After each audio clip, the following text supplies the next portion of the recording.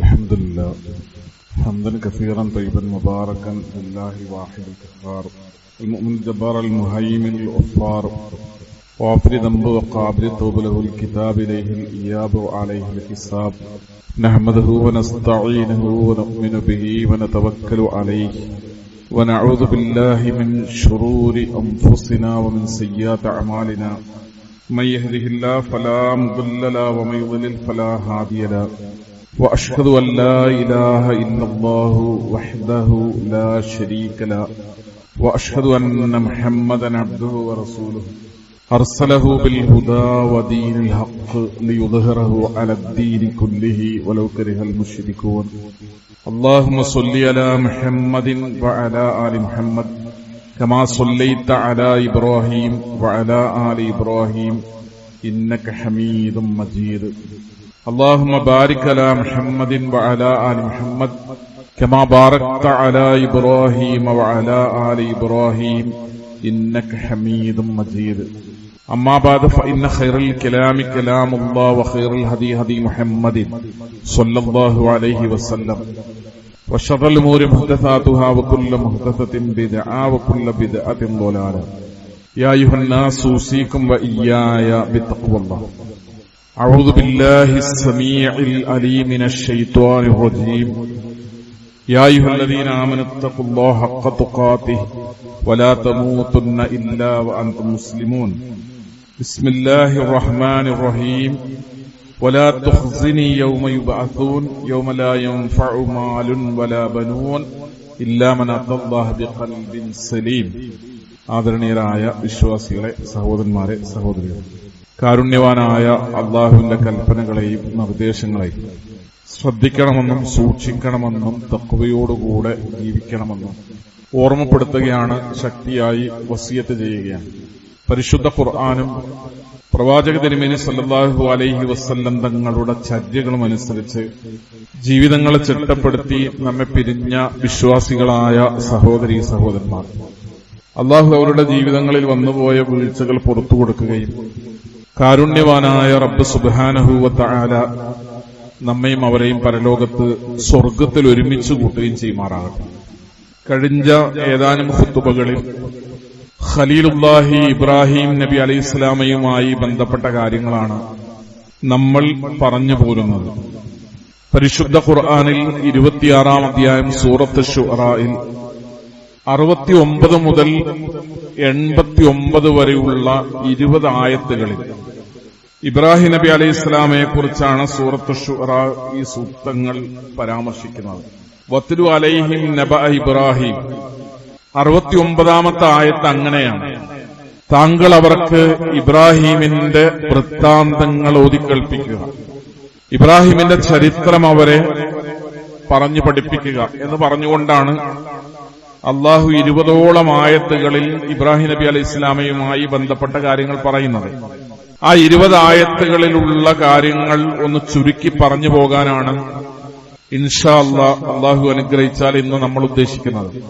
ഇബ്രാഹിം നബി അലൈഹി ഇസ്ലാം അദ്ദേഹത്തിന്റെ ചരിത്രം പറയാൻ തുടങ്ങിയ ആരംഭത്തിൽ നമ്മൾ പ്രത്യേകം പരാമർശിച്ചതുപോലെ വളരെ ചെറുപ്പത്തിൽ തന്നെ നാട് മുഴുവനും ശിർക്കിലേക്ക് പോയപ്പോഴും നാട്ടിലുള്ള മഹാഭൂരിപക്ഷം ആളുകൾ, ഒരുപക്ഷെ ഇബ്രാഹിം നബി അലൈഹി ഇസ്ലാം അല്ലാത്തവരെല്ലാം ശിർക്കൻ വിശ്വാസങ്ങളിലേക്ക് അധപ്പതിച്ചപ്പോഴും വളരെ ചെറുപ്പത്തിൽ, ചെറിയ പ്രായത്തിൽ, ഒരു ടീനേജിൽ, ഒരു കൗമാരപ്രായത്തിൽ ലാ ഇലാഹ ഇല്ലല്ലാഹയുടെയും തൗഹീദിന്റെയും ഏകദൈവ വിശ്വാസത്തിന്റെയും ആ വിശ്വാസം സ്വീകരിക്കുക മാത്രമല്ല, അത് പൊതുജനങ്ങളോട് പറയുന്ന, മറ്റുള്ളവരോട് അതിനെക്കുറിച്ച് സംസാരിക്കുന്ന, ആളുകളെ ഏകദൈവ വിശ്വാസത്തിലേക്ക്, ലാ ഇലാഹ ഇല്ലല്ലാഹയിലേക്ക്, തൗഹീദിലേക്ക് ക്ഷണിക്കുന്ന, മറ്റുള്ള വിശ്വാസങ്ങളുടെ നിരർത്ഥകത ജനങ്ങളെ ബോധ്യപ്പെടുത്താൻ ശ്രമിക്കുന്ന ഒരു കൗമാരപ്രായത്തിലുള്ള ഒരു കുട്ടി.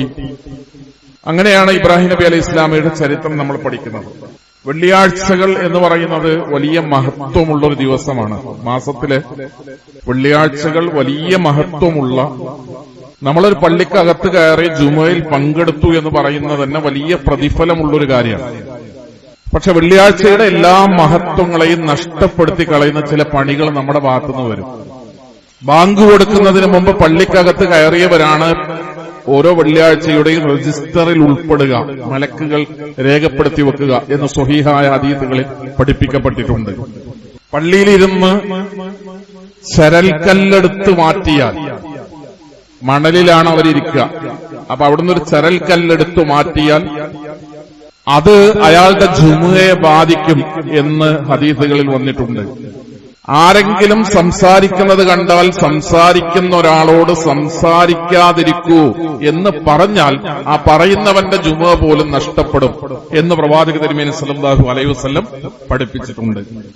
സംസാരിക്കുന്നവന്റെ ഏതായാലും പോകും. അത് കണ്ടിട്ട് നമ്മളൊന്ന് ഉപദേശിക്കാൻ പോയാൽ, വെള്ളിയാഴ്ചയല്ലേ ജുമുഅല്ലേ സംസാരിക്കല്ലേ എന്ന് പറഞ്ഞാൽ അത് ജുമുഅയെ ബാധിക്കും. ആ കൂട്ടത്തിൽ വളരെ പ്രധാനപ്പെട്ടതാണ് നിങ്ങൾ ഇരിക്കുന്നതിന്റെ ഇടയിൽ മൊബൈൽ ഫോൺ ഉപയോഗിച്ചാൽ. എന്തിനാണ് നമ്മൾ വെള്ളിയാഴ്ച പള്ളിയിൽ അങ്ങാടിയിലിരുന്നാൽ എന്താണ്?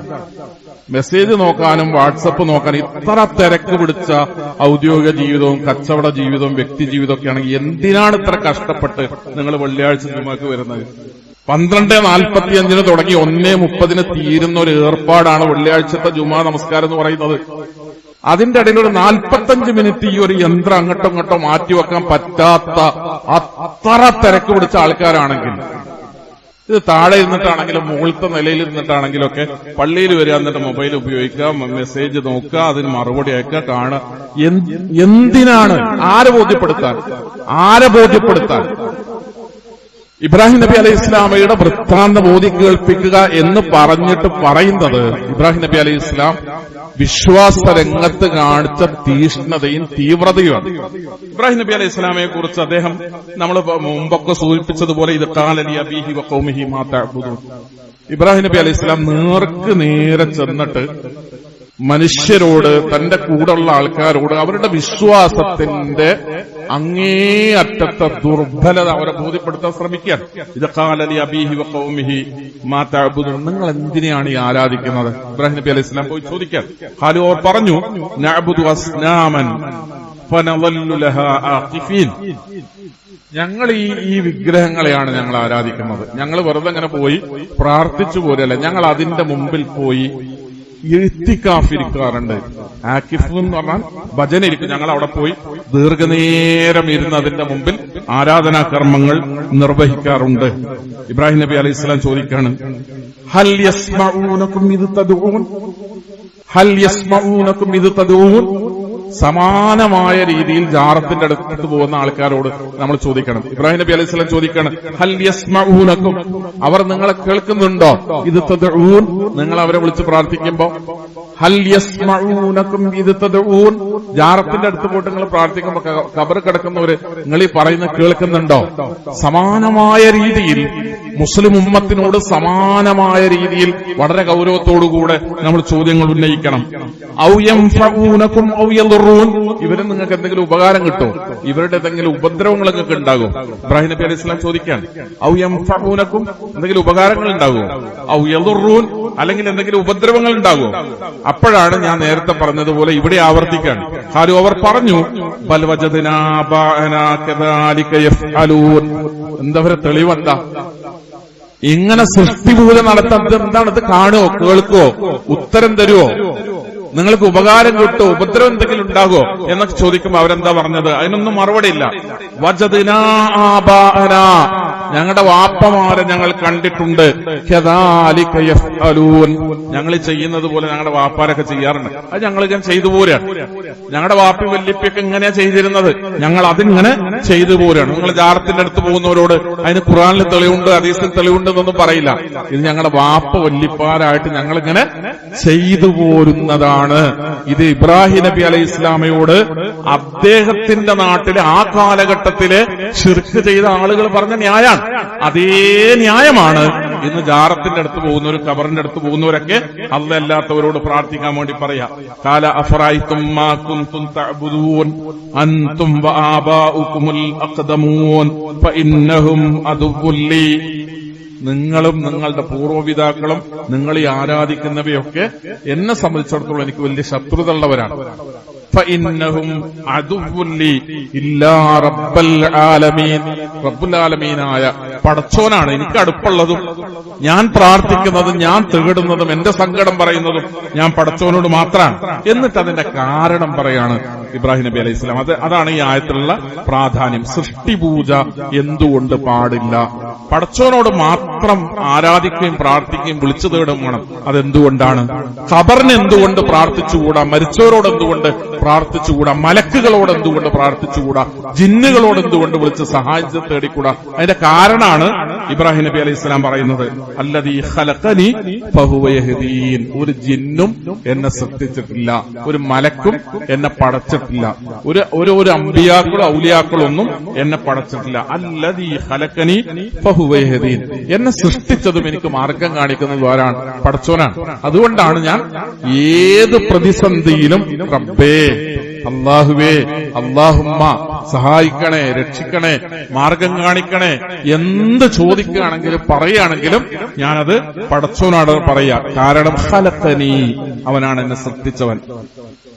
വഹുവ യഹ്ദീൻ, അവനാണ് എനിക്ക് ഉപജീവനമാർഗം നൽകുന്നവൻ, വഴി കാണിക്കുന്നവൻ, ശരിയും തെറ്റും പഠിപ്പിച്ചു തരുന്നവൻ, എനിക്കെന്റെ ജീവിതത്തിൽ വാതിലുകൾ തുറന്നു തരുന്നവൻ. അതാ റബ്ബാൻ. അതുകൊണ്ടാണ് ഞാൻ അവനെ ആരാധിക്കുന്നത്. വല്ലദീ ഹുവ യുത്ഇമുനി വയസ്ഖീൻ. എന്റെ റബ്ബാണ് ഞാൻ കഴിക്കുന്ന ഭക്ഷണവും ഞാൻ കുടിക്കുന്ന വെള്ളവും അത് ഈ ലോകത്ത് ഉൽപ്പാദിപ്പിച്ചു തരുന്നവൻ എന്റെ റബ്ബാണ്. അതുകൊണ്ടാണ് ഞാൻ അവനെ ആരാധിക്കുന്നത്. എന്തുകൊണ്ടാണ് ജാറത്തിൽ പോയി മരിച്ച ഒരാളോട് പ്രാർത്ഥിക്കരുതെന്ന് പറയുന്നത്? അവര് നമുക്ക് അന്നം തരുന്നില്ല, കുടിവെള്ളം അവരല്ല തരുന്നത്. കുടിവെള്ളം തരുന്നവനോടെ പ്രാർത്ഥിക്കാവൂ. അതാണ് ഖുർആന്റെ നിലപാട്, ഇബ്രാഹിം നബി അലൈഹി ഇസ്ലാമയുടെ നിലപാട്. അന്നം തരുന്നവനോടെ കൈകൾ ഉയർത്തി രക്ഷ ചോദിക്കാവൂ. അതാണ് ഇബ്രാഹിം നബി അലൈഹി സ്വലാം പഠിപ്പിക്കുന്ന തൗഹീദ്.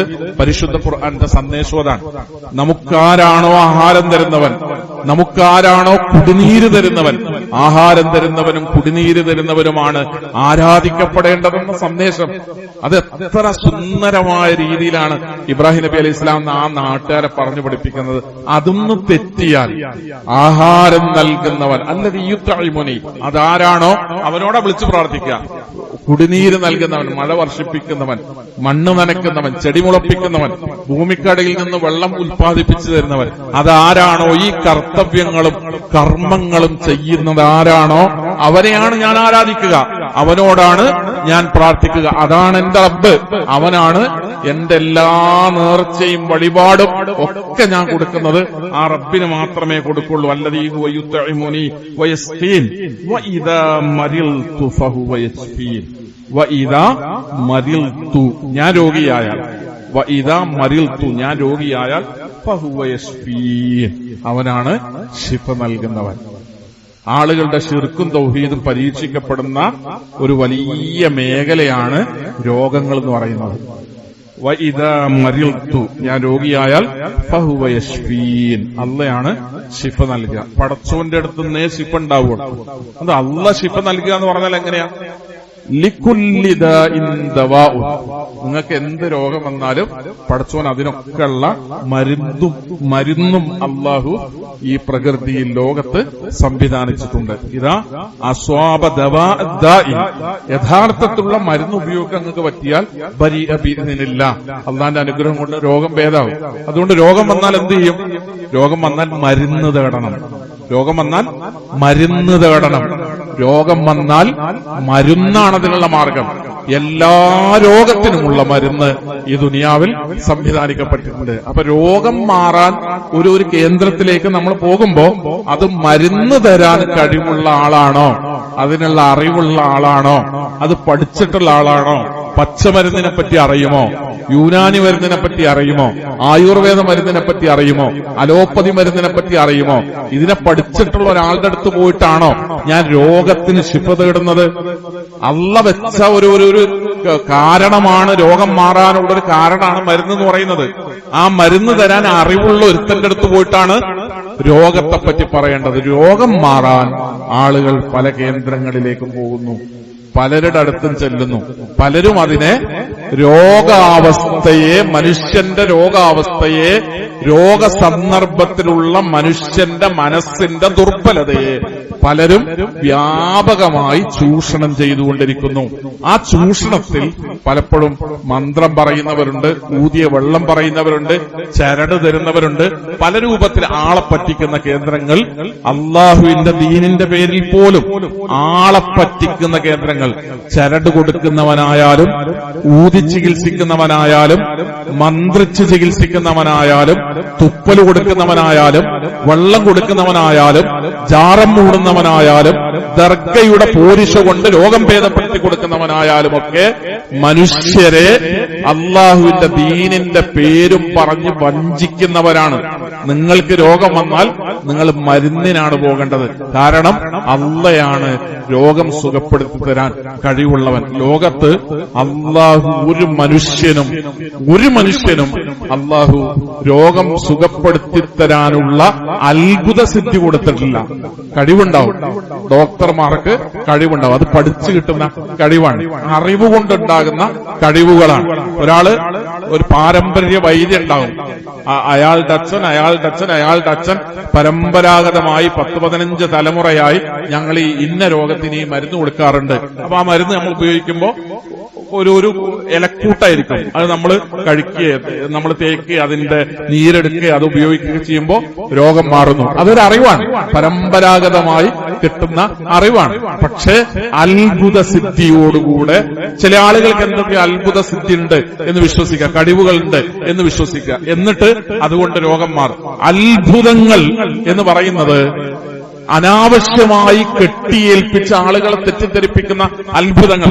റസൂൽ അതിനെ വളരെ ഗൗരവത്തോടുകൂടെ നമ്മളെ പഠിപ്പിച്ചിട്ടുണ്ട്. മകൻ ഇബ്രാഹിം, അള്ളാന്റെ റസൂലിന് ഒരു ആൺകുട്ടി ഉണ്ടായിരുന്നു, ഇബ്രാഹിം മരണപ്പെട്ട ദിവസം സൂര്യഗ്രഹണം ഉണ്ടായി. ഇബ്രാഹിം മരണപ്പെട്ട ദിവസം, അള്ളാന്റെ റസൂലിന്റെ ആൺകുട്ടി ഇബ്രാഹിം മരണപ്പെട്ട ദിവസം സൂര്യഗ്രഹണം ഉണ്ടായി.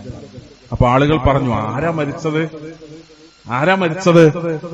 അന്ത്യപ്രവാചകൻ മുഹമ്മദ് മുസ്തഫ സല്ലല്ലാഹു അലൈഹി വസല്ലം തങ്ങളുടെ മകനാ മരിച്ചത്. പിന്നെ പ്രകൃതി ഖേദിക്കാതിരിക്കോ? പ്രകൃതി പോലും സങ്കടപ്പെടുകയാണ്. അതുകൊണ്ടാണ് സൂര്യഗ്രഹണം ഉണ്ടായത്. അള്ളാന്റെ റസൂൽ എന്താ ചെയ്തത്? അള്ളാന്റെ റസൂല് ആ ഒരു പോരിശ ഏറ്റെടുക്കുകയല്ല ചെയ്തത്. അള്ളാന്റെ റസൂൽ മിമ്പറിൽ കയറിയിട്ട് ആളുകളോട് പറഞ്ഞു, സൂര്യനും ചന്ദ്രനും അള്ളാഹുവിന്റെ സൃഷ്ടികളാണ്, അതിന്റെ ഗ്രഹണം റബ്ബ് തീരുമാനിക്കുന്നത് പോലെയാണ്. ആരുടെയെങ്കിലും ജനനത്തിനോ മരണത്തിനോ ഗ്രഹണം സംഭവിക്കുകയില്ല. അള്ളാഹുവിന്റെ റസൂൽ പഠിപ്പിച്ചു കൊടുക്കുന്ന ആൾക്കാരെ ശിർക്കിലേക്ക് ആളുകൾ വീണു പോകാതിരിക്കാൻ അതിന്റെ എല്ലാ പഴുതുമടച്ചാണ് സ്വഹാബത്തിന് റസൂല് വളർത്തിക്കൊണ്ടുവന്നത്. മക്കാ മുശ്രിക്കുകൾക്ക് ഒരു രീതി ഉണ്ടായിരുന്നു. അവരാരോടെങ്കിലും യുദ്ധത്തിനോ മറ്റോ പോകുമ്പോ അവരൊരു പുണ്യവൃക്ഷം എന്ന് കരുതുന്ന ഒരു മരത്തിൽ കൊണ്ടുപോയിട്ട് അതിൽ കുറെ ഹുക്കുണ്ട്, കുറെ കുളത്തുകളുണ്ട്. അപ്പൊ അവരാദ്യം കൊണ്ടുപോയിട്ട് വാളതുമ കുറച്ചു നേരം തൂക്കിയിടും. ആ മരത്തിൽ തൂക്കിയിട്ട വാളുമായി യുദ്ധത്തിന് പോയാൽ വലിയ ബർക്കത്തുണ്ടാവുമെന്നാണ് അവരുടെ വിശ്വാസം. അങ്ങനെയാണ് കുളത്തുകളുള്ള മരം, ദാത്തു അൻവാത്ത്, അങ്ങനെയാണ് ദാത്തു അൻവാത്ത്, കുളത്തുകളുള്ള മരം. സ്വഹാബികൾ വന്നിട്ട് റസൂലിനോട് പറയാണ്, ഇജ് അല്ലനാ ദാത്തു അൻവാത്ത് കമാലഹും ദാത്തു അൻവാത്ത്. അവർക്ക് ദാത്തു അൻവാത്ത് ഉള്ളതുപോലെ, കുളത്ത് പിടിപ്പിച്ച മരം അവർക്കുള്ളതുപോലെ ഞങ്ങൾക്കൊരു മരം ബർക്കത്തെടുക്കാൻ നിശ്ചയിച്ചു തരണം എന്ന് പറയാണ്. മരം വേണം, അതിൽ കുളത്ത് വേണം, ഞങ്ങൾക്ക് അതിൽ വാള് തൂക്കിയിടണം എന്നാണ് ആളുകൾ ആവശ്യപ്പെട്ടത്. റസൂൽ എന്താ പറഞ്ഞെന്നറിയോ? ഇത് മൂസാ നബിയോട് അദ്ദേഹത്തിന്റെ അനുയായികൾ പറഞ്ഞതിന് സമാനമാണ് നിങ്ങളുടെ ആവശ്യം. അവരെന്താ പറഞ്ഞത്? ഇജ് അല്ലനാ ഇലാഹൻ കമാലഹും ആലിഹ. അവിടുത്തെ മുശ്രിക്കുകൾക്ക് അവരിങ്ങനെ തൊട്ടുമുട്ടുന്ന, തുടച്ചു വൃത്തിയാക്കുന്ന, പോക്കറ്റിലിട്ട് കൊണ്ടിടക്കുന്ന ദൈവങ്ങളും ദേവതകളും വിഗ്രഹങ്ങളൊക്കെ ഉണ്ടായിരുന്നു. മൂസാ നബിയോട് അനുയായികൾ വന്നിട്ട് പറഞ്ഞു, ഇജ് അല്ലനാ ഇലാഹൻ കമാലഹും ആലിഹ. അവർക്ക് കണ്ടോ, നോക്കാനും കാണാനും തൊടാനും പിടിക്കാനും ഒക്കെ പറ്റിയ ദേവന്മാരും ദൈവങ്ങളൊക്കെ ഉണ്ട്, ഞങ്ങൾക്കും അങ്ങനത്തെ ദൈവങ്ങൾ വേണം എന്ന് മൂസയോട് അലൈഹിസ്സലാം പറഞ്ഞതിന് സമാനമാണ് നിങ്ങളൊരു മരം വേണം എന്നാവശ്യപ്പെടുന്നത്. ഇജ് അല്ലനാ ദാത്തു അൻവാത്ത്, ഞങ്ങൾക്ക് കുളത്തുകളുടെ ഒരു മരം, ഇങ്ങനെ വാളൊക്കെ കൊണ്ടുപോയി തൂക്കിയിട്ട് ബർക്കത്തെടുക്കാൻ പറ്റിയ റസൂൽ അതിനെ നിരാകരിക്കുകയാണ് ചെയ്തത്. അല്ലാണ്ട് റസൂൽ നിങ്ങളിത് വേറെ ദൈവത്തെ സങ്കല്പിക്കുന്ന വിശ്വാസത്തിലേക്ക് അധപ്പതിച്ചു പോകും എന്ന് പറയുകയാണ് ചെയ്തത്. അതുകൊണ്ട് അത്ഭുത സിദ്ധി എന്ന് പറയുന്നത് നബിമാർക്കുണ്ട് അത്ഭുതങ്ങൾ, അത് നബിമാരാണ് എന്നതിന് തെളിവ്. വലിയകൾക്കുണ്ടാകും, അള്ളാന്റെ വലിയകൾക്ക് കറാമത്തുകൾ ഉണ്ടാവും, അവരിലൂടെ അത്ഭുതങ്ങൾ ഉണ്ടായി എന്ന് വരും. ആ അത്ഭുതങ്ങൾ അള്ളാഹു അവർക്ക് കൊടുക്കുന്ന ആദരവ്. കറാമത്ത് എന്ന് പറഞ്ഞാൽ തന്നെ ആദരവ് എന്നർത്ഥം. ഒരു വ്യക്തിക്ക് അള്ളാഹു നൽകുന്ന ആദരവാണ് കറാമത്ത്. അത് അയാൾ ഇങ്ങനെ വിചാരിക്കുമ്പോൾ പോക്കറ്റിൽ നിന്നെടുത്തിട്ട് സെയിൽ ചെയ്യാൻ പറ്റിയ സാധനമല്ല, കച്ചവടം ചെയ്യാൻ പറ്റിയ സാധനമല്ല. അള്ളാഹ് വിചാരിക്കുമ്പോ അള്ളാഹു നൽകുന്നതാണ്. മൂസാ നബി അലൈഹി ഇസ്ലാം വടി നിലത്തിട്ടാൽ പാമ്പാകുക എന്ന് പറഞ്ഞാൽ എപ്പോ പോയി മൂസാ നബി വടി നിലത്തിട്ടാലും പാമ്പാകല്ല. അത് അള്ളാഹ് ഉദ്ദേശിക്കുമ്പോഴാണ്. അത് മൂസാ നബിക്ക് അള്ളാഹു നൽകുന്ന അത്ഭുതമാണ്. അങ്ങനെ പ്രവാചകന്മാരിലൂടെ വലിയകളിലൂടെ അത്ഭുതം ഉണ്ടാകും. പക്ഷെ അത് സെയിൽ ചെയ്യാൻ കഴിയില്ല, കച്ചവടം ചെയ്യാൻ കഴിയില്ല. കച്ചവടം ചെയ്യാനുള്ള ഒരത്ഭുത സിദ്ധിയും ദുനിയാവിൽ അള്ളാഹു ഒരടിമക്ക് ഒരു കാലത്തും നൽകിയിട്ടില്ല എന്നാണ് ചരിത്രം നമ്മളെ പഠിപ്പിക്കുന്നത്. അതുകൊണ്ട് അത്ഭുത സിദ്ധി പറഞ്ഞ് കൊണ്ടുപോണ ആൾക്കാര് അവരുടെ അടുത്ത് വെള്ളം ഉണ്ടാകും, മുടി ഉണ്ടാകും, ജാറുണ്ടാകും, ദർഗ ഉണ്ടാകും, വലിയ വലിയ ആൾക്കാരുണ്ടാവും, മഹാന്മാരുണ്ടാവും, ബീവിമാരുണ്ടാവും, തങ്ങന്മാരുണ്ടാവും. എവിടെ പോയാലും ഏതെങ്കിലും നിലക്ക് മരുന്നല്ലാതെ സയൻസിലൂടെ ശാസ്ത്രീയമായി തെളിയിക്കപ്പെട്ട ഒരു മരുന്ന് അല്ലെങ്കിൽ ഉപയോഗിച്ച് മനസ്സിലായിട്ട് നമുക്ക് ഉപയോഗിച്ചാൽ മാറുന്ന നാട്ടുവൈദ്യങ്ങളെ പോലുള്ള കുറെ സംഭവങ്ങളുണ്ട്. അതൊക്കെ തെളിയിക്കപ്പെട്ട കാര്യങ്ങളാണ്. അങ്ങനത്തെ മരുന്ന് പറ്റും. അതല്ലാതെ ഒരാള് പച്ചവെള്ളത്തിൽ ഊതി നമുക്ക് തന്നാൽ രോഗം മാറും എന്ന് വിശ്വസിച്ചാൽ അവിടെ ശിർക്കും കുഫറും കടന്നു വരുന്നു എന്ന് നമ്മൾ തിരിച്ച് എത്ര വലിയ ആള് തന്നാലും ഒരാള് പച്ചവെള്ളത്തിൽ ഊതിയിട്ട് ആ ഊതിത്തന്ന വെള്ളം കൊണ്ട്, ഊതിത്തന്ന ചരട് കൊണ്ട്, അയാളുടെ ഒരു ഊത്തുകൊണ്ട് എന്റെ രോഗം മാറുമെന്ന വിശ്വാസം മനസ്സിനകത്ത് വന്നാൽ അത് അപകടമാണ്. കാരണം ഫഹുവ യശ്ഫീൻ, രോഗം സുഖപ്പെടുത്തുന്നവൻ, ശിഫ നൽകുന്നവൻ അള്ളയാണ്. വല്ലദീ യുമീതുനീ സുമ്മ യുഹീൻ, ആ റബ്ബാണ് എന്നെ മരിപ്പിക്കുകയും പിന്നീട് ഉയർത്തി എഴുന്നേൽപ്പിക്കുകയും ചെയ്യുക. വല്ലദീ യത്മഉ അൻ യഗ്ഫിറ ലി ഖതിയതി യൗമദ്ദീൻ, എനിക്ക് പ്രതിഫല നാളിൽ പരലോകത്ത് ഞാൻ ചെല്ലുമ്പോ എന്റെ തെറ്റുകുറ്റങ്ങളൊക്കെ പുറത്തു തരാനുള്ള റബ്ബ് അവനാണ് എന്ന് പറഞ്ഞുകൊണ്ടാണ് ഇബ്രാഹിം നബി അലൈഹി ഇസ്ലാം അള്ളാഹുവിനെ ഞാൻ ആരാധിക്കൂ എന്ന് പറയുന്നതിന്റെ കാരണം പറഞ്ഞിട്ടാണ്. പടച്ചോനോടെ ഞാൻ പ്രാർത്ഥിക്കുള്ളൂ. മരിച്ചോരോടോ വലിയ ആൾക്കാരോടോ മഹാത്മാക്കളോടോ ശുഹദാക്കളോടോ അമ്പിയാക്കളോടോ ഔലിയാക്കളോടോ ഒന്നും ഞാൻ പ്രാർത്ഥിക്കൂല. അതിന്റെ കാരണങ്ങളാണ് ഇബ്രാഹിം നബി അലൈഹി ഇസ്ലാം ഈ സൂക്തങ്ങളിൽ എണ്ണി പറയുന്നത്. അള്ളാഹുവിനെ സൂക്ഷിക്കുന്ന, ഭയപ്പെടുന്ന, അള്ളാഹുവിന്റെ കൽപ്പനാ നിർദ്ദേശങ്ങൾ ശ്രദ്ധിച്ചും അനുസരിച്ചും സൂക്ഷിച്ചും പാലിച്ചും ജീവിക്കുന്ന സ്വാലിഹീങ്ങളിൽ റബ്ബ് കുടുംബസമേതം നമ്മെ ഓരോരുത്തരെയും ഉൾപ്പെടുത്തി അനുഗ്രഹിക്കുമാറാകും. അൽഹംദുലില്ലാഹ്, സ്വലാത്തു വസ്സലാമു അലാ റസൂലില്ലാഹി വഅലാ ആലിഹി വസ്സഹ്ബിഹി അജ്മഈൻ. ആദരണീയരായ വിശ്വാസികളെ, സഹോദരന്മാരെ, സഹോദരികളെ, അള്ളാഹുവിനെ സൂക്ഷിച്ച് ജീവിക്കണമെന്ന് ഒരിക്കൽ കൂടി ഓർമ്മപ്പെടുത്തുകയാണ്, വസിയത്ത് ചെയ്യുകയാണ്. സ്വന്തം പിതാവിനോട്, നാട്ടുകാരോട് ലാ ഇലാഹ ഇല്ലല്ലാഹയെ പറ്റി പറഞ്ഞ് എന്തുകൊണ്ടാണ് പടച്ചോനോട് മാത്രം ഞാൻ പ്രാർത്ഥിക്കുന്നത് എന്നതിന്റെ കാരണങ്ങൾ വിശദീകരിച്ച് പിന്നീട് ഇബ്രാഹിം നബി അലൈഹി സ്വലാം നടത്തുന്ന പ്രാർത്ഥനകളാണ് അവസാനത്തെ ആയത്തുകളിലുള്ളത്. 20 ആയത്തുകളിൽ 28-ാം അധ്യായം സൂറത്ത് ശൂറായിൽ 69 മുതൽ 89 വരെയുള്ള 20 ആയത്തുകളിൽ ആദ്യ ഭാഗത്ത് ഇതൊക്കെ പറഞ്ഞ് അവസാന ഭാഗത്തുള്ളത് ഇബ്രാഹിം നബി അലൈഹി ഇസ്ലാമിയുടെ പ്രാർത്ഥനകളാണ്. അതിൽ 6 കാര്യങ്ങൾ അള്ളാഹിനോട് ഇബ്രാഹിം നബി അലൈഹി ഇസ്ലാം ചോദിക്കുന്നുണ്ട്. 6 കാര്യങ്ങൾ ചോദിക്കുന്നുണ്ട് അള്ളാഹിനോട് ഇബ്രാഹിം നബി അലൈഹി ഇസ്ലാം. ഒന്ന്, റബ്ബി ഹബ്ലി ഹുക്കുമൻ. അവിടുന്ന് തുടങ്ങാണ്. ഇത് 83-ാമത്തെ ആയത്താണ്. സൂറത്ത് ശൂറായിലെ 83-ാമത്തെ ആയത്തിൽ 2 കാര്യങ്ങളാണ് ഇബ്രാഹിം നബി അലൈഹി ഇസ്ലാം ആ ആയത്തിൽ ചോദിക്കുന്നത്. ഒന്നാമത്തെ ചോദ്യം റബ്ബി ഹബ്ലി ഹുക്കുമൻ, അള്ളാഹുവേ നീ എനിക്ക് വിജ്ഞാനം നൽകണേ, അറിവ് നൽകണേ. ഏത് പ്രായത്തിലും റബ്ബിനോട് നമ്മൾ പറയണം, ചോദിക്കണം. അറിവ്, വിജ്ഞാനം, നമ്മളത് അതിനുവേണ്ടി അധ്വാനിക്കുകയും അന്വേഷിക്കുകയും വായിക്കുകയും പഠിക്കുകയും കേൾക്കുകയും ഒക്കെ ചെയ്യണം. അതിന്റെ കൂടെ തന്നെ റബ്ബി ഹബ്ലി ഹുക്കുമൻ, അള്ളാഹുവേ എനിക്ക് വിജ്ഞാനം നൽകണേ, അറിവ് നൽകണേ, വിവേകം നൽകണേ എന്ന് പറഞ്ഞ് അള്ളാഹുവിനോട് നമ്മൾ പ്രാർത്ഥിക്കണം. ഏത് പ്രായക്കാരും പടച്ചവനോട് അങ്ങനെ അറിവിനെ തേടി പ്രാർത്ഥിക്കണം. ഇബ്രാഹിം നബി അലൈഹി ഇസ്ലാമയുടെ ഒന്നാമത്തെ പ്രാർത്ഥന പടച്ചവൻ എനിക്ക് അറിവ് തരണേ എന്ന് പറഞ്ഞിട്ടാണ്. അള്ളാഹു എനിക്ക് വിജ്ഞാനം നൽകണേ. നമുക്കൊരു ധാരണ ഉണ്ട്, ഒരു 40 വയസ്സ് കഴിയുമ്പോൾ 50 വയസ്സ് കഴിയുമ്പോൾ ഇനിയൊക്കെ എന്ത് പഠിക്കാനാണ്, ഇനി എന്ത് പഠിക്കാനാണ്, എന്ത് മനസ്സിലാക്കാനാണ്, അങ്ങനെ ചിന്തിക്കുന്ന ആൾക്കാരുണ്ട്. ഏത് പ്രായത്തിൽപ്പെട്ടാലും നമ്മൾ പുതിയൊരറിവ്, നമുക്ക് ഇന്നില്ലാത്ത ഒരറിവ് അതുണ്ടാകാൻ, പ്രത്യേകിച്ച് ദീനുമായി ബന്ധപ്പെട്ട കാര്യങ്ങൾ അറിവുണ്ടാകാൻ നമ്മൾ അള്ളാഹുവിനോട് അത് പ്രാർത്ഥിക്കണം. പ്രാർത്ഥിക്കുന്നത് പോലെ പ്രധാനമാണ്. അത് കിട്ടാൻ വേണ്ടി നമ്മൾ പരിശ്രമിക്കുകയും വേണം. ഒരു കാര്യം നമ്മളോട് പഠിച്ചോണ്ട് പ്രാർത്ഥിക്കുക എന്ന് പറഞ്ഞാൽ എന്താ, നമ്മൾ അതിനു വേണ്ടി പരിശ്രമിച്ചിട്ടാണ് നമ്മൾ പ്രാർത്ഥിക്കേണ്ടത്, അല്ലേ? നമ്മൾ ഇവിടുന്ന് ഈ ജുമക്ക് കഴിഞ്ഞിട്ട് ഇന്ന് വൈകുന്നേരം ആകുമ്പോ പഠിച്ചോനെ കോഴിക്കോട് എനിക്ക് എത്തണം, അള്ളാഹു എന്നെ സഹായിക്കണേ എന്ന് നമ്മൾ പറഞ്ഞാൽ നമ്മളാ നിസ്കാരം കഴിഞ്ഞ് സലാം വീട്ടി ഇവിടെ തന്നെ ഇരുന്നാൽ അത് നടക്കൂലല്ലോ. നമ്മുടെ ഒരു പാർട്ടുണ്ട് അതിൽ. നമ്മൾ ഇവിടുന്ന് പുറത്തു പോകണം. ബസ്സാണെങ്കിൽ, ട്രെയിനാണെങ്കിൽ, കാറാണെങ്കിൽ ആ വാഹനം സംഘടിപ്പിക്കണം, നമ്മളതിൽ കയറണം, നമ്മൾ പോകണം. പോകുന്നിടത്ത് അബദ്ധം പറ്റാതെയും അപകടം പറ്റാതെയും തടസ്സം വരാതെയും കോഴിക്കോട് എത്തിക്കുക എന്ന് പറയുന്നതാണ് പടച്ചോൻ ചെയ്യുന്നത്. നമ്മുടെ ഒരു പാർട്ടുണ്ട്. ഒരു കാര്യം പ്രാർത്ഥിക്കുമ്പോൾ നമ്മുടെ ഒരു ഭാഗമുണ്ട്, അള്ളാഹ് ചെയ്യുന്ന അനുഗ്രഹങ്ങളുണ്ട്. അള്ളാഹു എനിക്ക് വിജ്ഞാനം നൽകണേന്ന് പറയുമ്പോ നമ്മൾ വിജ്ഞാനം നൽകണേന്ന് പറഞ്ഞിങ്ങനെ വെറുതെ ഒത്തിരുന്നാൽ അറിവുണ്ടാവില്ല. നമ്മൾ ആ പ്രാർത്ഥനയോടൊപ്പം നമ്മൾ പുസ്തകങ്ങൾ വായിക്കുന്നുണ്ടെങ്കിൽ, നമ്മൾ യൂട്യൂബ് ഉപയോഗിച്ച് നല്ല സംസാരങ്ങൾ നമ്മൾ കേട്ട് അതിങ്ങനെ പോയിന്റാക്കി മനസ്സിലാക്കി അതിനൊരു നോട്ട് എഴുതിയിട്ട് ഏത് പ്രായത്തിലും ചെയ്യാവുന്ന പണിയാണ്. അതിനൊരു നോട്ട് എഴുതിണ്ടാക്കി ദീനുമായി ബന്ധപ്പെട്ട ആയിരക്കണക്കിന് സംവിധാനങ്ങളാണ്. ഒരുപക്ഷെ 10 കൊല്ലം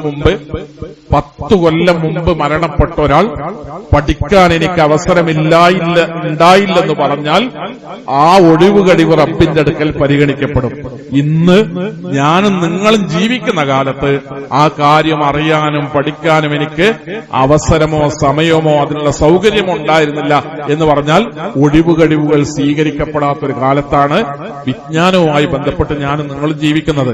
ഇസ്ലാമുമായി ബന്ധപ്പെട്ട് നിങ്ങൾക്ക് എന്താണോ അറിയേണ്ടത്, മലയാളത്തിലാണോ, തമിഴിലാണോ, ഹിന്ദിയിലാണോ, കന്നഡയിലാണോ, ഇംഗ്ലീഷാണോ, അറബിയാണോ, ഉറുദു ആണോ, ലോകത്ത് ഏത് ഭാഷയിലാണ് നിങ്ങൾക്ക് വേണ്ടത്, ഫിഖ് വേണോ, തഫ്സീർ വേണോ, ഹദീസ് വേണോ, എന്താ നിങ്ങൾക്ക് കിട്ടേണ്ടത്?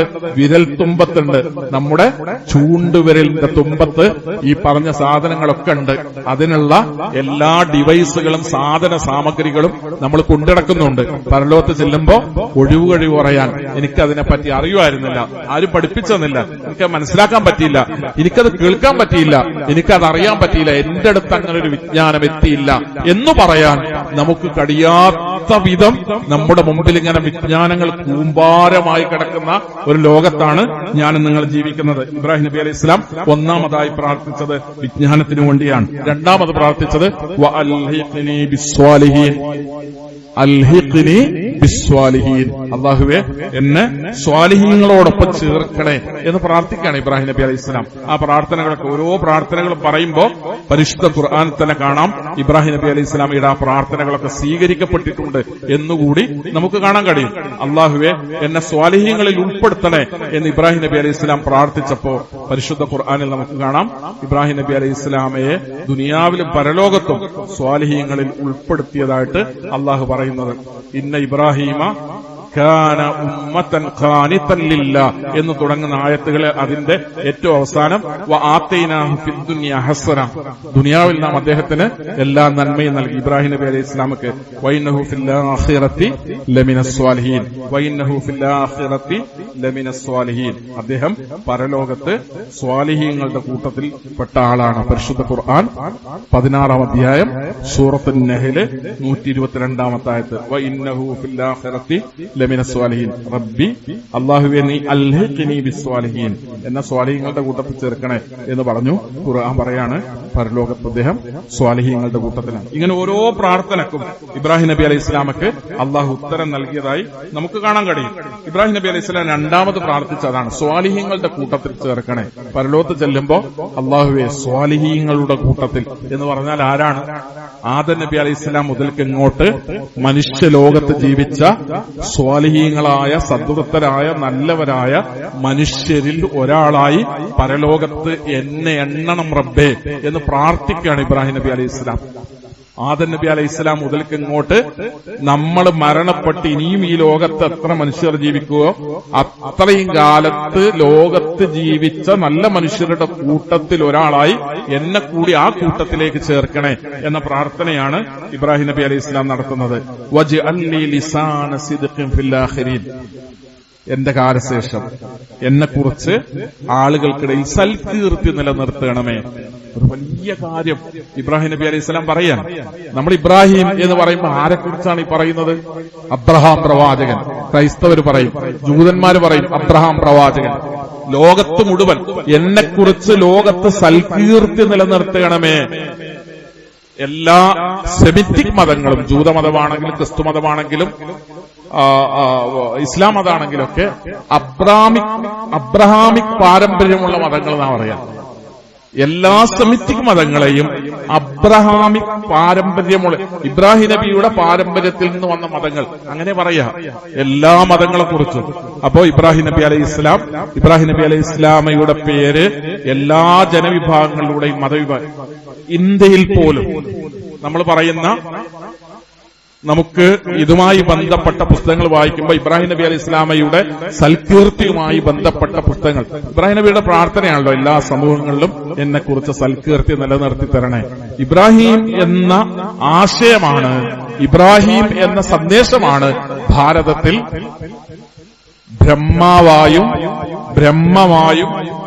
ബ്രാഹ്മണിക് പാരമ്പര്യമായും എന്നൊക്കെ പറയുന്നത് ഈ പദത്തിൽ നിന്നുണ്ടായതാണ് എന്ന അഭിപ്രായങ്ങൾ നമുക്ക് കാണാൻ കഴിയും. നിഷേധിക്കാനോ തള്ളിക്കളയാനോ നമുക്ക് പറ്റില്ല.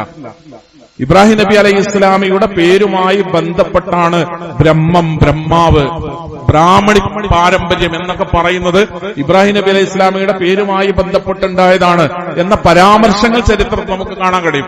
ലോകത്തെല്ലായിടത്തും ഇബ്രാഹിം അലൈഹി ഇസ്ലാം, ലോക മുസ്ലിങ്ങൾ കോടാനുകോടി മനുഷ്യർ ഓരോ ദിവസവും 17 തവണ ഇബ്രാഹിം അലൈഹി ഇസ്ലാമയെ ഇങ്ങനെ പറഞ്ഞുകൊണ്ടിരിക്കുകയാണ്. ഇബ്രാഹിം എന്നിങ്ങനെ പറഞ്ഞുകൊണ്ടിരിക്കുകയാണ്. ഹജ്ജ് ലോകത്തൊന്നാകെ ആ ഇബ്രാഹിം നബി അലൈഹി ഇസ്ലാമയുടെ വിളി കേട്ട് നൂറ്റാണ്ടുകൾക്കപ്പുറം ചരിത്രാതീത കാലത്ത് അള്ളാഹു കൽപ്പിച്ച് ഇബ്രാഹിം നബി വിളിച്ച് അതിനുത്തരം നൽകിയാണ് ലബ്ബൈക് അല്ലാഹുമ്മ ലബ്ബൈക്, അള്ളാഹുവെ ഞങ്ങൾ നിനക്ക് ഉത്തരം നൽകിയിരിക്കുന്നു. വിളിച്ചത് ആരാണ്? അള്ളാഹു ആവശ്യപ്പെട്ടിട്ട് ഇബ്രാഹിം അലൈഹി ഇസ്ലാമാണ് മക്കത്തേക്ക് ഹജ്ജിനു വേണ്ടി ക്ഷണിക്കുന്നത്. ഇബ്രാഹിം, അള്ളാഹുവെ ഞങ്ങൾ നിനക്ക് ഉത്തരം നൽകുന്നു എന്ന് പറഞ്ഞിട്ട് ആളുകൾ പോകുന്നത്. ഇബ്രാഹിം ലോകാവസാനം വരെ നിലനിൽക്കുന്ന സൽകീർത്തിയുടെ പ്രവാചകനാണ് ഇബ്രാഹിം അലൈഹി ഇസ്ലാം. വജ്അൽനി ലിസാന സിദ്ഖിൻ ഫിൽ ആഖിരീൻ വജ്അൽനി മിൻ വറസതി ജന്നത്തി നഈം, അനുഗ്രഹീതമായ സ്വർഗ്ഗത്തിന്റെ അവകാശിയാക്കി എന്നെ മാറ്റണേ. വഅഫിർലി അബീ, അദ്ദേഹത്തിന്റെ 5ാമത്തെ പ്രാർത്ഥന അതാണ്. വഅഫിർലി അബീ ഇന്നഹു കാന മിനൽ ളാലീൻ, എന്റെ ഉപ്പാക്ക് പുറത്തു കൊടുക്കണേ, എന്റെ ഉപ്പ പിഴച്ചു പോയിരിക്കുന്നു. ഇതാണ് 5ാമത്തെ പ്രാർത്ഥന. ഇബ്രാഹിം നബി അലൈഹി ഇസ്ലാം സൂറത്ത് തൗബയിൽ ഈ പ്രാർത്ഥനയിൽ നിന്ന് അള്ളാഹുവിന്റെ ആവശ്യപ്രകാരം പിന്മാറിയതായി 9ാം അധ്യായം സൂറത്ത് തൗബയിൽ നമുക്ക് വായിക്കാൻ കഴിയും. ഞാനിത് മുമ്പ് സൂചിപ്പിച്ചിട്ടുണ്ട്, വിശദമായി പറയുന്നില്ല. ഇബ്രാഹിം നബി അലൈഹി ഇസ്ലാമക്ക് സ്വന്തം വാപ്പാക്ക് പുറത്തു കൊടുക്കണേ എന്ന് പ്രാർത്ഥിക്കാനുള്ള അനുവാദം അള്ളാഹു നൽകിയില്ല. ഇതെന്നെയും നിങ്ങളെയും ഇരുത്തി ചിന്തിപ്പിക്കേണ്ടുന്ന വളരെ ഗൗരവപ്പെട്ട ഒരു കാര്യമാണ്. സമാനമായ ഒരു അവസ്ഥ ഉമ്മയുടെ കാര്യത്തിൽ അന്ത്യപ്രവാചകൻ മുഹമ്മദ് മുസ്തഫ സല്ലല്ലാഹു അലൈഹി വസല്ലം ഞങ്ങൾക്ക് ഉണ്ടായിട്ടുണ്ട്. അള്ളാഹുവിന്റെ റസൂൽ പറഞ്ഞു, ഇസ്തഅ്ദൻതു ലിറബ്ബി അൻ അസ്തഗ്ഫിറ ലി ഉമ്മി, എന്റെ ഉമ്മാക്ക് പുറത്തു കൊടുക്കണേ എന്ന് ഞാൻ പ്രാർത്ഥിക്കട്ടെയോ എന്ന് അള്ളാഹുവിനോട് ഞാൻ അനുവാദം ചോദിച്ചു. ഫലം യഅ്ദൻ ലി, എനിക്കതിന് അനുവാദം കിട്ടിയില്ല. ഫസ്തഅ്ദൻതു ലി അൻ അസൂറ ഖബ്റഹ, അങ്ങനെയാണെങ്കിൽ ഞാൻ റസൂൽ പറയാണ്, ഞാൻ എന്റെ ഉമ്മാന്റെ ഖബറിന്റെ അടുത്ത് പോകട്ടെയോ എന്ന് അനുവാദം ചോദിച്ചു. അതിനാണ് എനിക്ക് സമ്മതം കിട്ടിയത്. എന്റെ ഉമ്മാക്ക് പുറത്തു കൊടുക്കണേ എന്ന് പറയാൻ ഞാൻ അനുവാദം ചോദിച്ചു. എനിക്കതിന് അനുവാദം കിട്ടിയില്ല. ഇതെന്താ വിഷയം? എന്താ? എന്റെ ഉമ്മാന്റെ രോഗം മാറ്റണേ. ഏത് അവിശ്വാസിയായ ഉമ്മാക്ക് വേണ്ടിയും അങ്ങനെ പ്രാർത്ഥിക്കാം, അവിശ്വാസിയായ വാപ്പാക്ക് വേണ്ടി പ്രാർത്ഥിക്കാം. ഹിദായത്ത് നൽകണേ, രോഗം മാറ്റി കൊടുക്കണം, ഇതൊക്കെ പറയാം. പുറത്തു കൊടുക്കണേ, ഇസ്തിഗ്ഫാർ നടത്തുക എന്ന് പറയുന്നത് വിശ്വാസികൾ അവിശ്വാസിക്ക് വേണ്ടി ചെയ്യാൻ പാടില്ലാത്തതാണ്. അതുകൊണ്ടാണ് ഇബ്രാഹിം നബി അലൈഹി ഇസ്ലാം ബാപ്പാക്ക് വേണ്ടി ഇതെന്താ പറഞ്ഞ്, വഅഫിർലി അബീ, എന്റെ ഉപ്പാക്ക് പുറത്തു കൊടുക്കണേന്ന് പറയാണ്. പക്ഷെ അതിന് ആ ഒരു ആവശ്യത്തിൽ നിന്ന് ഇബ്രാഹിം അലൈഹി ഇസ്ലാം പിന്മാറിയെന്നാണ് സൂറത്ത് തൗബയിൽ 9ാം അധ്യായത്തിൽ അള്ളാഹു നമ്മളെ പഠിപ്പിക്കുന്നത്. വലാ തുഖ്സിനി, 6ാമത്തെ പ്രാർത്ഥന, വലാ തുഖ്സിനി യൗമ യുബഅസൂൻ, അല്ലാഹുവേ ഉയർത്തെഴുന്നേൽപ്പിന്റെ നാളിൽ സങ്കടപ്പെടുന്നവരുടെ കൂട്ടത്തിൽ നീ എന്നെ ഉൾപ്പെടുത്തല്ലേ റബ്ബേ എന്നാണ് ഇബ്രാഹിം അലൈഹിസ്സലാം. ഖലീൽ എന്ന് പേരുള്ള വഹി കിട്ടുന്നതിന് മുമ്പേ ചെറുപ്പം മുതലേ അള്ളാഹുവിന്റെ മാർഗത്തിൽ ജീവിച്ച, അള്ളാഹുവിനു വേണ്ടി പൊരുതിപ്പോരാടി വീട്ടിൽ നിന്ന് പുറത്താക്കപ്പെട്ട, നാട്ടിൽ നിന്ന് പുറത്താക്കപ്പെട്ട, തീയിലെറിയപ്പെട്ട ഇബ്രാഹിം അലൈഹിസ്സലാം, മകനെ ബലിയിറക്കാൻ സന്നദ്ധനായ ഇബ്രാഹിം അലൈഹിസ്സലാം, കുടുംബത്തെ മക്കത്ത് വിട്ടുപോകുന്ന ഇബ്രാഹിം അലൈഹിസ്സലാം, ജീവിതകാലം മുഴുവൻ അള്ളാഹുവിന്റെ ദീനിന്റെ മാർഗത്തിൽ ജീവിച്ച ഇബ്രാഹിം അലൈഹിസ്സലാം പ്രാർത്ഥിക്കുമ്പോൾ ഏറ്റവും അവസാനം പറയുന്നത് ലാ തുഖ്സിനി യൗമ യുബഅസൂൻ, ഉയർത്തെഴുന്നേൽപ്പിന്റെ നാളിൽ സങ്കടപ്പെടുന്നവരുടെ, ദുഃഖിക്കുന്നവരുടെ കൂട്ടത്തിൽ അള്ളാഹുവെ എന്നെ നീ ഉൾപ്പെടുത്തരുതേ എന്നാണ്. ഉയർത്തെഴുന്നേൽപ്പിന്റെ നാളിൽ വേദനിക്കുകയും സങ്കടപ്പെടുന്നവരുടെയും കൂട്ടത്തിൽ അള്ളാഹു നമ്മയും നമ്മുടെ കുടുംബങ്ങളെയും രക്ഷപ്പെടുത്തുമാറാകട്ടെ. അറിഞ്ഞും അറിയാതെയും ചെയ്തു പോയ ചെറുതും വലുതുമായ തെറ്റുകുറ്റങ്ങളും പാപങ്ങളും അള്ളാഹു നമുക്ക് പുറത്ത് മാപ്പാക്കി തരുമാറാകട്ടെ. പരലോകത്ത് ചെല്ലുമ്പോൾ നമ്മെ പിരിഞ്ഞുപോയ മാതാപിതാക്കളുടെ, സഹോദരി സഹോദരന്മാരുടെ, ബന്ധുമിത്രാദികളുടെ കൂടെ പരലോകത്ത് സ്വർഗ്ഗത്തിൽ ഒത്തുചേരാൻ അള്ളാഹു നമ്മെ അനുഗ്രഹിക്കുമാറാകട്ടെ. തഖ്വയോടുകൂടെ ജീവിക്കാനും ഈമാനോടുകൂടെ മരണപ്പെടാനും അവസാനം ലാ ഇലാഹ ഇല്ലല്ലാഹ് എന്നുച്ചരിക്കാനുമുള്ള സൗഭാഗ്യം അള്ളാഹു നമ്മിൽ ഓരോരുത്തർക്കും പ്രദാനം ചെയ്യുമാറാകട്ടെ. അല്ലാഹുമ്മ ഗ്ഫിർ ലിൽ മുഅ്മിനീന വൽ മുഅ്മിനാത്ത് വൽ മുസ്ലിമീന വൽ മുസ്ലിമാത്ത് അൽ അഹ്യാഉ മിൻഹും വൽ അംവാത്ത് ഇന്നക മുജീബുദ് ദഅവാതി യാ ഖാദിയൽ ഹാജാത്ത് اللهم اجرنا من النار اللهم اجرنا من النار اللهم اجرنا من النار اللهم اعز الاسلام والمسلمين واذل الشرك والمشركين اللهم اعز الاسلام والمسلمين واذل الشرك والمشركين اللهم اعز الاسلام والمسلمين واذل الشرك والمشركين ربنا اصرف عنا عذاب جهنم ان عذابها كان غراما انها ساءت مستقرا ومقاما ربنا آتنا في الدنيا حسنة وفي الآخرة حسنة وقنا عذاب النار.